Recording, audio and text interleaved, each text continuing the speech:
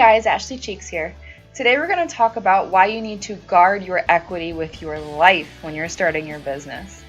The backstory to this topic is I frequently get offered to do business plans in exchange for equity instead of payment.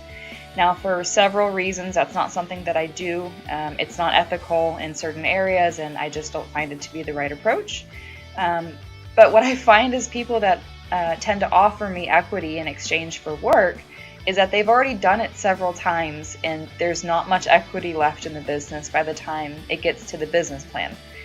Very specifically, the company I'm thinking of had given away equity for somebody to do their marketing materials. So instead of paying somebody for a logo, they exchanged a % of equity.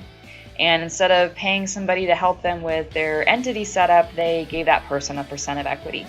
And it goes on and on. So by the end of it, there really, was a large majority of 1% shareholders that owned a piece of this business that may or may not actually materialize. But on top of all that, the main owner had less than majority share. Now, the reason why this is important is this person was looking for over $1 million in funding.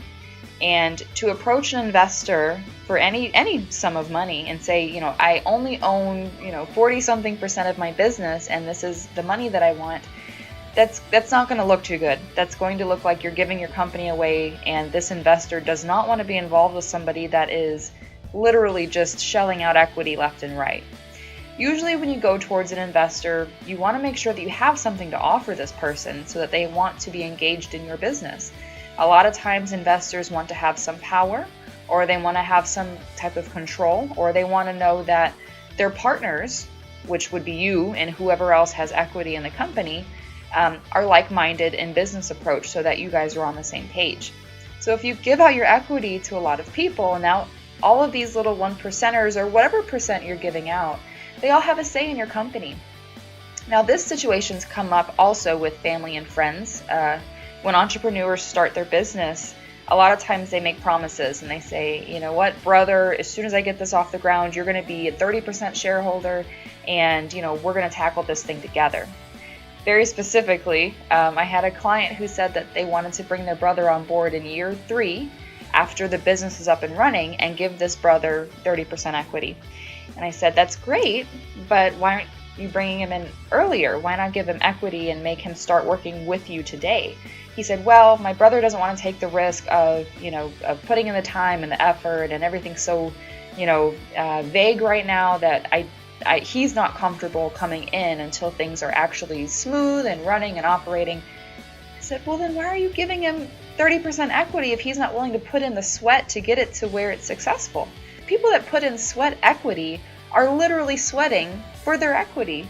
They're putting in effort, they're putting in time, they're putting in something that's bringing value to making sure the business succeeds. So be very, very careful not to do all the work and then give out all the equity. And be very careful not to exchange cash for equity early on, because that 1% may be worth way more than $1,000 that you're paying that guy to do your logo. That 1% could be worth millions depending on where your company goes, and you're handing it out like it's nothing because you don't feel it leaving your hands.